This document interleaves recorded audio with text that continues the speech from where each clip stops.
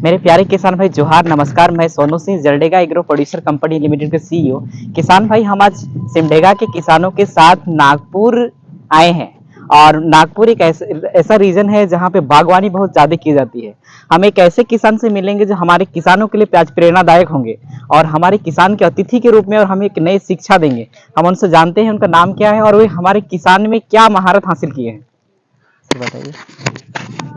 मेरा नाम भीमराव केशवराव कड़ू, पारडी देशमुख हमारा ग्राम है। कलमेश्वर तालुका रहने वाला हूँ मैं और डिस्ट्रिक्ट हमारा नागपुर है। महाराष्ट्र में हम रहते हैं।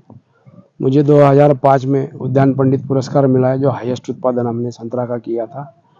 बाद में बीच में हमारे को 2021 में कृषि भूषण पुरस्कार मिला है, जिसमें ऑलराउंड में सोयाबीन, कपास और सभी टाइप के खेती का पुरस्कार मिला है।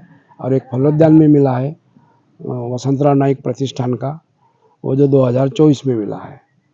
और ये आज झारखंड के जब खेती किसान आ रहे हैं तो हमारे खेती पर आने के बाद उनका स्वागत है और बहुत बहुत मुबारक कि वो चाहे आगे बढ़े खेती के बारे में और अपनी खेती बढ़ाए और देश का उत्पादन बढ़ाए।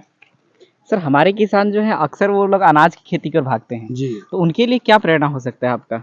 उनके लिए जैसा कि अभी हम गेहूं की खेती करते थे बीच में पहले, तो गेहूं की खेती करने के बाद में गेहूं अगर बेचे तो 2000 जाता था अभी के टाइम में, और उसको अगर ग्रेडिंग किए तो 2700 जाता है, 2700 जाता है। उसको अगर आटे में उसका रूपांतर किए तो 35 हो जाता है। उसको अगर रोटी में रूपांतर किए तो 50 में जाता है। अब कौन सा बिजनेस करना है या क्या करना है आप, तो 2000 से लेके अपन 50,000 तक या 5000 तक जा सकते हैं। तो अपने अपने हिसाब से अगर किए और बिक्री अगर खुद किए कोई भी चीज़ की बाय प्रोडक्ट करके, तो किसान को दुगना फायदा हो सकता है। प्रोडक्ट में थोड़ा सा कम ज़्यादा उत्पादन में कम आ सकता है, तो घाटा भी हो सकता है कभी निसर्ग के ऊपर भी। तो खुद अगर बेचने का सोचे, जो भी चीज़ बेचना होता है वही लगाए तो बेहतर है। और यही हमारा कंसेप्ट है कि हम खुद बेचते हैं संतरा भी, इसीलिए हमारा उत्पादन या नफ़ा में खेती है। नहीं यानी तो किसान को बाजार का उचित प्रबंधन करना अनिवार्य है। अनिवार्य है, बिल्कुल अनिवार्य है। आपका बागवानी टोटल कितने एरिया में है सर। हमारा 25 एकड़ में है। 25 एकड़ में। बकर जिससे हमारे किसान को एक प्रेरणा मिलेगी। क्या आप बता सकते हैं कि आप 25 एकड़ से लगभग कितना मुनाफा करते हैं सर। मुनाफा की बात नहीं है। अभी ये साल में क्या हो गया, ये साल में तो 40 लाख हो गए। पिछले साल में तो 10-15 लाख ही हुए थे। तो हमारा खर्चा भी 20 लाख का है, यानी आधा खर्चा है। 2-3 साल अगर कम ज़्यादा हो गया तो आगे पीछे हो जाता है। फिर भी समाधान इसमें होता है कि चलो भाई आते रहते हैं, निसर्ग के ओले है, भाव है, उठाव नहीं रहता। आगे पीछे चल के तो भी हमारी खेती कभी पीछे नफ़े प्रॉफिट के अलावा कोई ये नहीं है, प्रॉफिट आते ही रहता है। नहीं तो हम छोड़ देते थे बगीचे की खेती अगर नहीं रहती तो।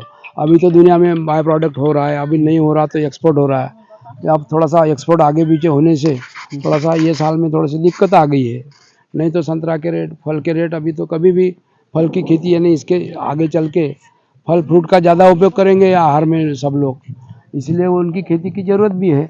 भाजीपाला में अपने सब्जी में भी अपन रहे अपन तो फल सब्जियाँ लगाए, फल सब्जियाँ तो उसी में आपका फ़ायदा ही है।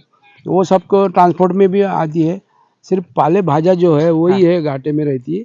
वो नज़दीक के किसान अगर नज़दीक बेच सकते हैं तो वो लगा सकते हैं। हम लोग कृषि के साथ कृषि तकनीक भी जोड़ते हैं। जी। आपके पास कृषि तकनीक क्या प्रयोग कर रहे हैं सर अपना किसानी को आसान बनाने के लिए। हाँ, तो इसके लिए हम तो ड्रिप का ज़्यादा उपयोग करते हैं। और अभी तो सोलर का नया सिस्टम आ रहा है, तो इलेक्ट्रिक की वो भी कम ज़्यादा उन्हें निकल जाएंगी। और ड्रिप से किसान को तो लेबर का प्रॉब्लम तो मिट ही जाता है आसानी से। अभी ट्रैक्टर आ गया है, रोटावेटर आ गया है, तो ये चीज़ें होने से जो लेबर का प्रॉब्लम है, जो खेती में जो आसानी से लेबर नहीं मिलते, वो प्रॉब्लम छूट जाता है। आधुनिक तकनीक तो अपनाना चाहिए काल काल के हिसाब से। पुराने ज़माने में बैल से रहती है, मोटर रहती थी, फिर पंप आ गया, अभी सोलर आ गया, अभी ड्रिप आ गया। तो जगह से रिमोट से लेके अभी सब तकनीकी से अपन आगे जा सकते हैं। और माल बाहर भेजने के लिए भी, एक्सपोर्ट के लिए, जो अभी एयर में मालवाहू जो एरोप्लेन रहते हैं उसी से बाहर देश में भी जाता रहता है। तो सामूहिक खेती करने से थोड़ा सा गठ संगठन से की कि एक अकेला आदमी तो बेचने के लिए नहीं जा सकता है। हाँ। लेकिन 10 लोग रहे तो यहाँ उत्पादन करने वाले, डिस्पैच करने वाले और बेचने वाला एक आधा बेच दिए तो सभी को साथ होता है, सभी का पैसा मिल जाता है। आज के हम लोग का विजिट में युवा वर्ग भी हैं, हाँ, उन लोग के लिए क्या प्रेरणा है कृषि में? उन लोग को कृषि भागना में चाहिए या फिर अभी तो पिताजी का हाल देख के वो शायद आ नहीं सकते कि भाई वही खेती करने में थोड़ा घाटे में है, ऐसा रवैया बन गया, दृष्टिकोण बन गया। लेकिन हम लोग तो अभी हम भी पढ़े लिखे हैं, फिर भी हमारी बराबरी करने में हमारे बच्चे जो है वो भी तो, यानी ये ज़माने में खर्चा ही बहुत बढ़ गया है। यानी कॉलेज की फ़ी या नर्सरी की फ़ी 1 लाख रुपया है, तो वो नहीं कर सकते तो बाप से, यानी मतलब किसान जो है वो वही रहता है। अब 5 साल के दिन में किसान की ही खेती या किसान का उद्योग ही आगे रहेगा, तब बच्चे खेती में आ जाएंगे।